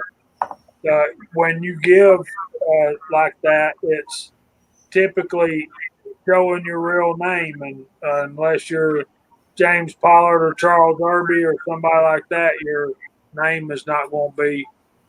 In other words, we're not going to know who you are if you don't send us a copy of your receipt, Like a screenshot or whatever. And it and also some people, I know the last one, some people didn't want to be in the drawing. They just wanted to help Mr. Holster out. right? So if you want, like you said, if you want to be placed in the drawing, send either a copy of the receipt to him or the Scotsman, or if you want to send it to me. But when I did my donation for the first one, I sent it to the Scotsman. So, but yeah, it'll work good. Now I just looked up that bald eagle press. That's an arbor press, to my knowledge, like a drill arbor press. Uncle All Joe. right, there's Uncle John. Thanks for joining us. He's saying special hi to you, Ozark. Yeah, he needs to smack his brother upside the head for me. Yeah, and videotape it. It says priming press.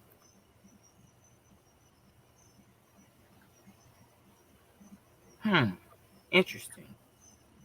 So what you got going on over there, Kenny? Lots of thinking. Me and Pat are actually talking right now. He sent me the battery holder / charger all in one unit. I've been looking at it to see about it being a better upgrade. Sorry, I'm nerding out.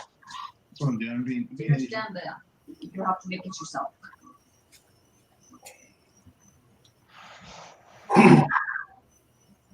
being Asian. That's all. Well, we're looking forward to getting together in October. Oh, yeah. That's coming up. I can't wait for that. And my brother Chico still Hi, Meg. Bye, Meg. You said I still what now? don't have a 308. I don't, man. I've been looking and searching, and you know, I may just go with what I was gonna go with at first, the just the regular Predator, but it's still got to have a thick barrel. It's got to have a threaded barrel. I'm probably not gonna go with the other one. I thought you didn't like those muzzle brakes, Kenny. No, dude. This thing, I was going to say, Barn Dweller sent me a Magneto speed for my next test. I wanted to thank him if he's on here. We can't hear you, buddy. Your volume a little low, Kenny, or are you far away from your mic? It must be my computer. I said that Barn Dweller, he sent me a Magneto speed for my next testing for load developing. So I wanted to thank him personally if he's on here. I think you're gonna like that. Yeah. Well, It's that's all cool. good, really. I'll be right back, guys. Okay, man. And Rollis, that's in the side chat. I looked that up. It looked like it's a priming press, a precision match priming press. Precision priming press. That's exactly what it says. That bald eagle press.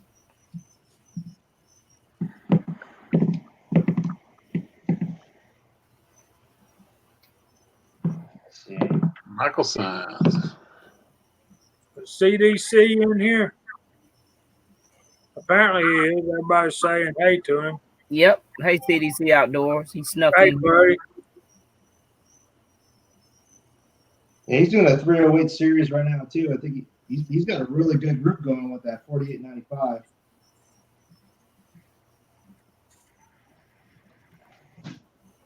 Let me see about changing my settings on my mic. It might be my microphone.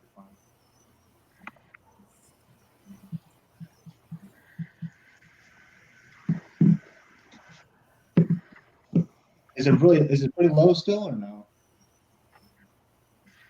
Hold on Yes. just a second. Like you're way across the room. Echo, we're glad to be here and glad you're here with us, brother. Thank you for coming. We're doing very well, thank you.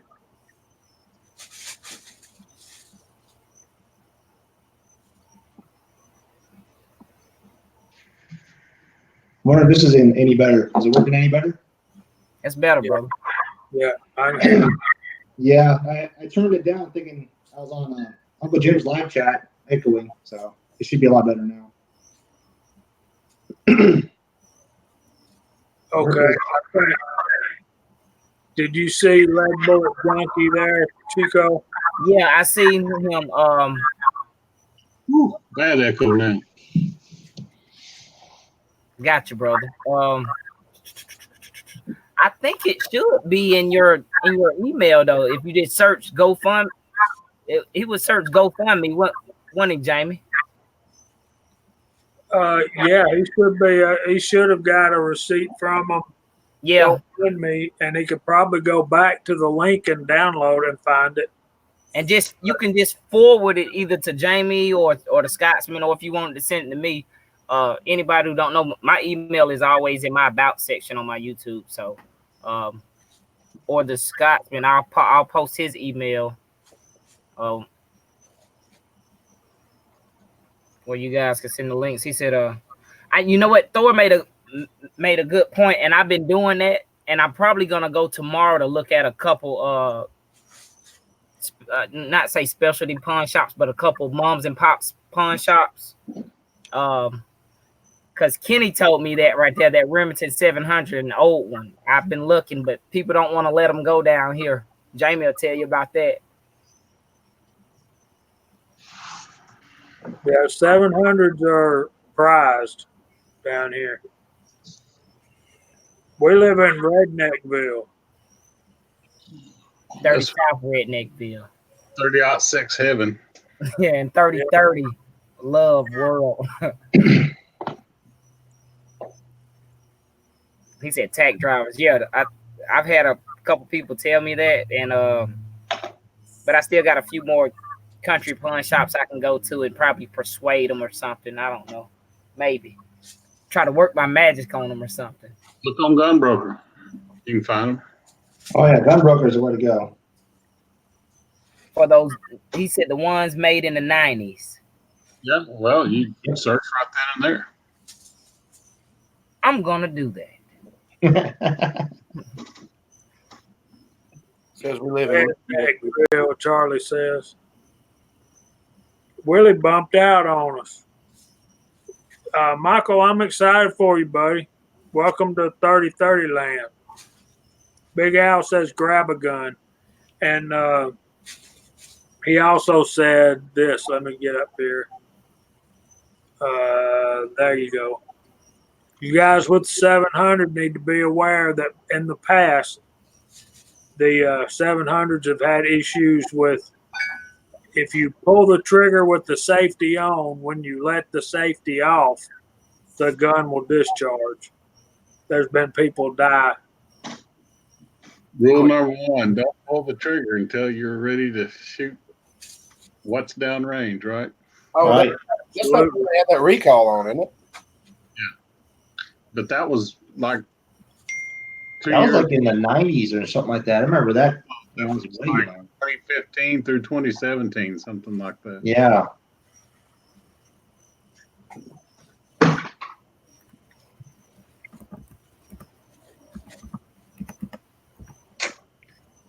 Yeah, you can't go wrong with the 700. And there's so many tools that you could buy from Brownells that will square up in action. You know, you're looking at, if you buy a used 700, you invest in about $200 worth of tools that don't require a lathe. And you can square up a Remington 700 action and make that thing just a ridiculous target shooter. Behind an AR and a 1022, the Remington 700 action's probably got more parts available than any other gun. Yeah. Exactly, man. Yeah. And then the Savage 110 actions are right behind that, you know. Yeah, I've looked at a few of those too. I like those also. I honestly, for me, the Savage bolts and the actions, I prefer them because of this simple reason here: a free floating bolt. That's basically the cheap way of squaring an action without having to square an action. That's why the Savages shoot so good. So, that's just my opinion, though. Nah, it makes sense. All right, who wants to take this? You want me to do this? You want to do it, Ozark? You want to do it, Kyle? Can someone explain the deal with 3030? You mean why it's so popular? Well, it's the oldest bottleneck cartridge in the world, and it's still one of the most popular bottleneck cartridges in the world. And it's perfect for the Southeast because we don't really have any places to make long shots. You're shooting 200 yards or less. There's nothing, you don't need any more gun than that. Right. And they're common. They're cheap to reload for. They're fun to shoot. It's a lever gun. Oh, did I say it's a lever gun? Yeah. So no, they're not, and they're not rare at all, Uncle John, especially around here. And the reason we started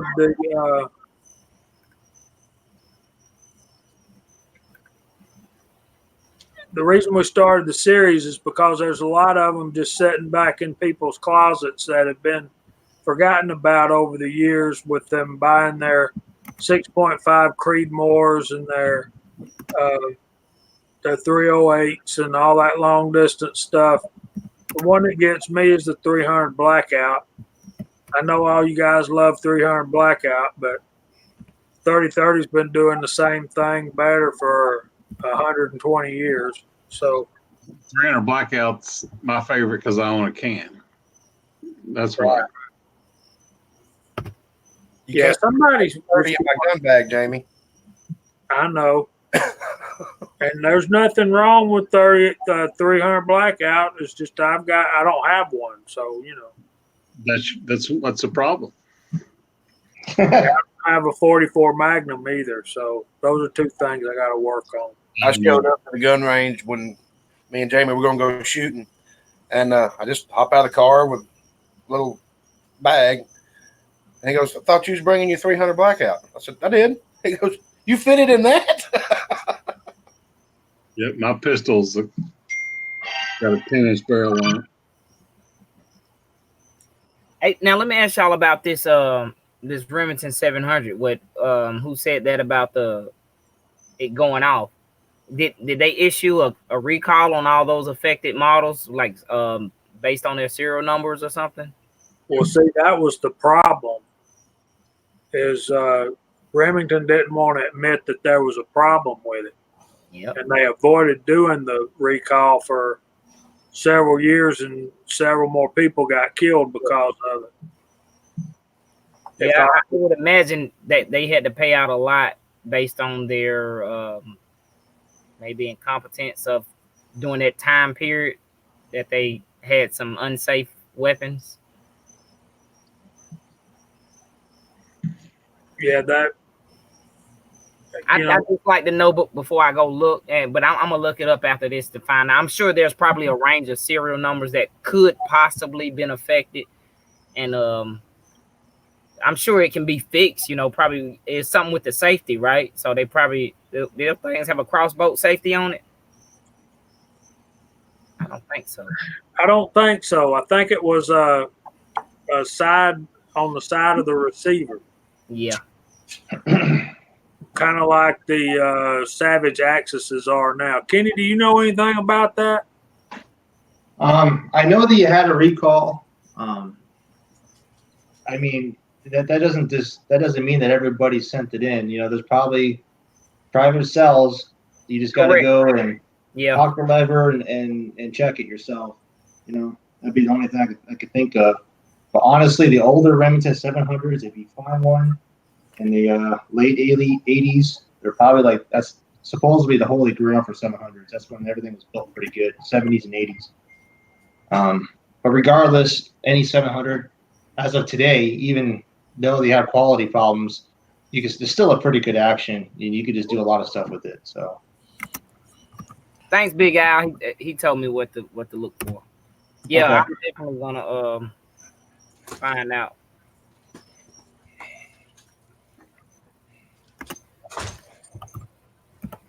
I kind of want to say it's kind of like a send in. What was the thing that PC Bullet Empire was having to do? He sent his firearm in, and it was like a volunteer, I guess, warranty.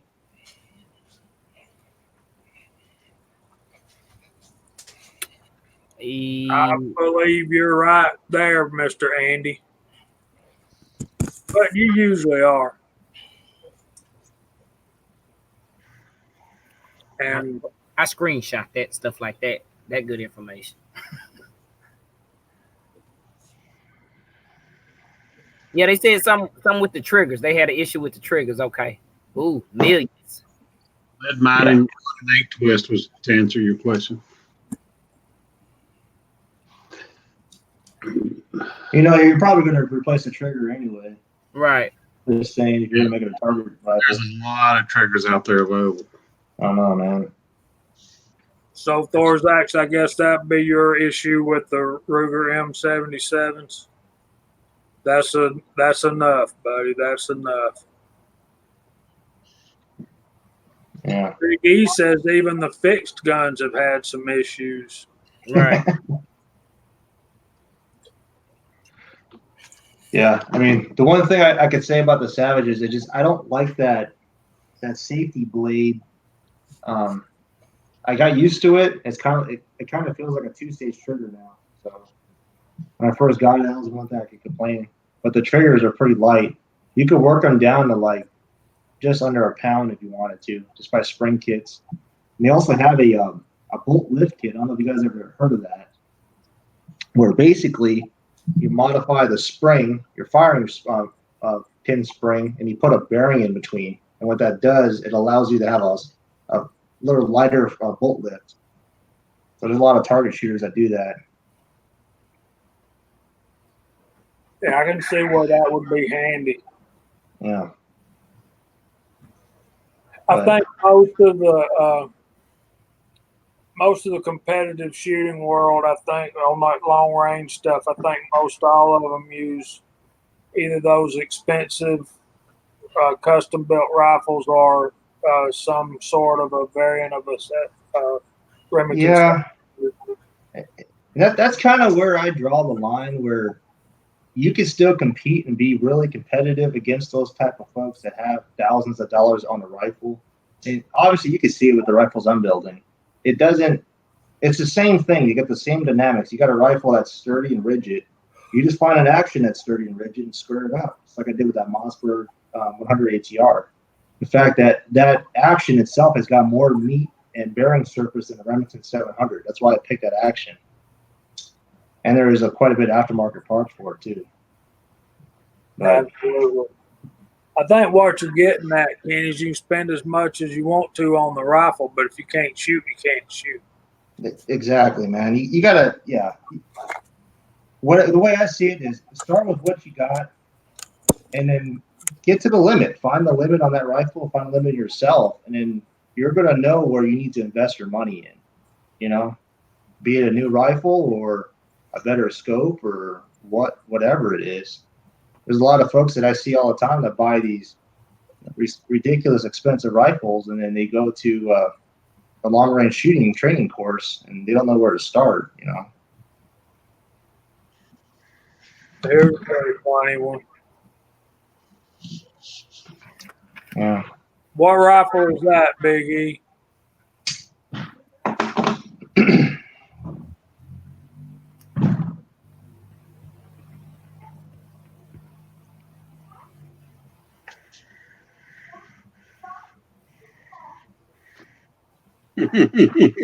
Jim.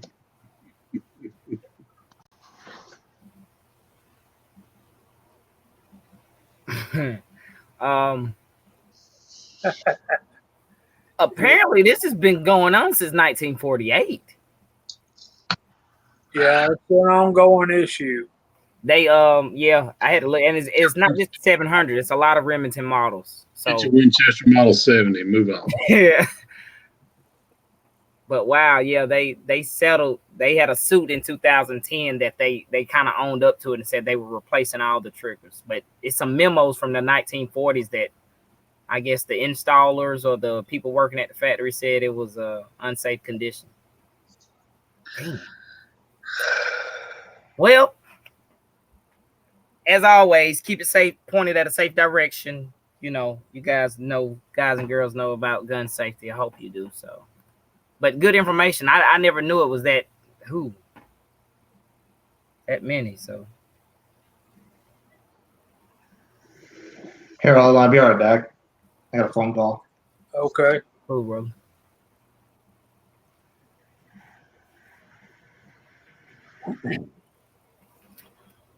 Well, that's pretty cool, brother. Thanks for all the information, everybody.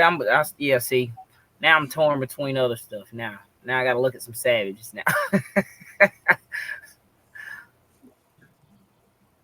Oh yeah, Walter Davis, Uncle Jim. You know, Chico, I'm a big fan of the Ruger American too. Yeah, man. You know, I was looking at those first. You can get those with magazine now on 308. Yeah, I like some Rugers, man. But I like a deal better sometimes. So if I can find one at a pawn shop, something that I was telling Jamie about, I went to a pawn shop, and I think after this we're gonna have to start shutting down. I went to a pawn shop and they had a lever action gun, so I was like, "Can I check that out?" There was a young kid at the counter. He was like, "I said, what caliber is that?" He said, 35. I was like, 35? What are you talking about? He was like, "Yeah, that's all it says, 35." And I'm in my head, the bells went off. I said, "It's a 35." Razor shoot 35 Remington, right, Jamie? Right. I'm like 35 Remington. When I told Jamie, he was like, "How much was it?" I was like, I didn't even pay attention, man. Well, hunting season's firing up, so a lot of times you can find like the Ruger Americans and get like a free Vortex scope with them. Oh. You know, that kind of deal.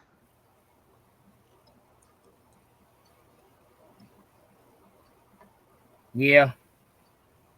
Just get you an SWFA Super Sniper and be done with it. Yeah. Oh no, Fuzz. I don't have no money like that. You know I'm a deal seeker, Fuzz. Better be a $5,000 gun for $3,000. We'll call it that. The Awakening, definitely, brother. We travel up there often because, like I said, my mom's from Knoxville, so I definitely will, man. Give you a call, or shoot you a email or a response or something. Yeah, What are you doing? he's talking about Savage. So I guess it's about that time, guys. If y'all want to start going through the room, Kenny, you're everything okay? You ain't got to go to work, do you? No, I'm on call this weekend now, so it's been super busy. We have a lot of track work that's happening before the peak season, so we're just out and about doing maintenance before season. People spray painting peckers on cross guards again. Yeah. We gave you so much flack about that. Yeah. I'm trying to get my video going for how I handle the 308, basically just for folks that are interested to see how I'm doing it. But I just haven't had the time. Plus, I still haven't got those 208 grain ELD bullets in yet. It's been taking forever to get here. Okay, so apparently Thorzaks and James Pollard are discussing the Ruger M77. I like mine. I got one in 30-06. I really like it. And maybe I need to start. Hey, MCK, about time you got here. We're just closing up shop, bud. Yeah, I'm gonna start off, Jamie. Guys and girls, thanks for being here on a Friday night. Jamie, I see 63 at the most on my end. I appreciate everyone being here, interacting with the side chat and interacting with each other and the panel members and asking questions. I definitely appreciate you guys. I've got some loads loaded up, but I need to do more with a lot of other powders, H110, HS6, more tight group, and more tight group. And yes, more tight group. And but thanks for being here. I really appreciate it. And I'm gonna kick it off till we always mess this up with the thing. Kyle, how you doing, brother? I'm doing good, man. I got some 44 mags loaded up. I'm hopefully going to a buddy of mine's house on Sunday, and we're going to try them out of his Ruger. We're going to try them out of my Ruger, and I've made up 2 sets of ladder loads so we could see if the 2 identical Rugers shoot the same. So I hope to do that on Sunday. I've got a dog playing tug of war with me. He's winning. Again, guys, we appreciate y'all coming out here and listening to us cut up with each other.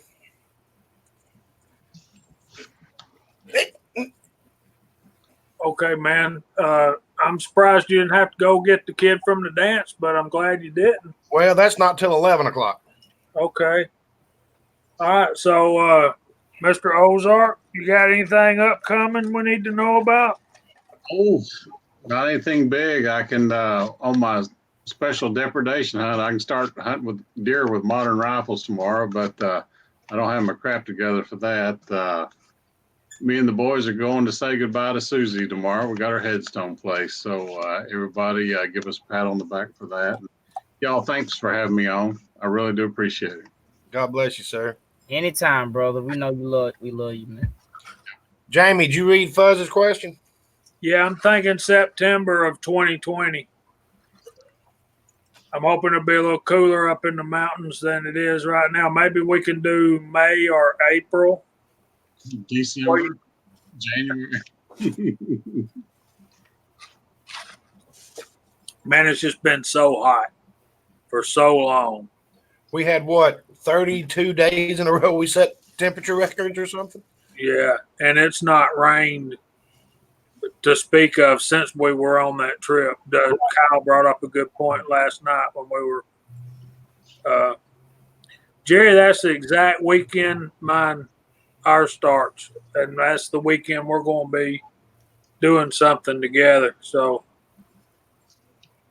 yeah, we're looking at maybe April and maybe September or October of next year to get everybody together again. And it'll be gorgeous up there in October. Well, if we go in October, though, we won't be able to get our rooms because it's going to be so crowded. That's true too. Are you talking about Dead Zero? Yeah. Oh, join us. Everybody join us again. I had so much fun. Maybe it won't be 110 degrees in the shade. If you, like I said, if you do it in October, just don't do it on a weekend that UT's playing in town.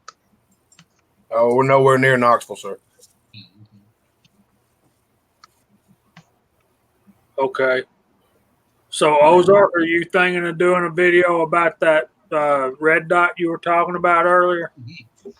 Jason, I hadn't done a video in so long, I got to remember how to do that crap. I'm kind of like the guy on Johnny Carson who didn't really do anything, but he filled the seat every once in a while. Well, I think all of us agree that we miss them. What about you, Kenny? What are you going to be working on here in the next week or so? Well, I got to send some stuff off to folks, starting off these cameras and pull them all to Charlie. I'm working on some 308, more 308, and I just finished up the Savage Access, rebuild that thing to 350 Legend, the modified 350 Legend. So it's going to accept 358 bullets. So that's going to be coming up pretty soon. I'm just getting everything torqued down and working the factory stock, the synthetic stock, putting that barrel on there. I didn't want to profile that barrel because I think it kind of puts too much stress on my lathe. So I just left it thick as it was. Wow. Jerry, 1911, I can hunt deer from set tomorrow through the end of February. So I'm sorry, you only got 9 days. No, mine goes up into the middle of January. Echo, I got your text, buddy, but we're signing off right now. Maybe you can come on next week and we'll make that our topic and we'll talk about it in depth when we have plenty of time. He knows the complete Remington trigger story, so and Echo and the Bunny Man is very knowledgeable person about a lot of different stuff. We would love to have him on as our guest. Yeah. Yeah, I was going to say, if anybody knows about firearms, it's going to be Echo. That guy knows a ton. He's good people, that's for sure. He is. So let me know.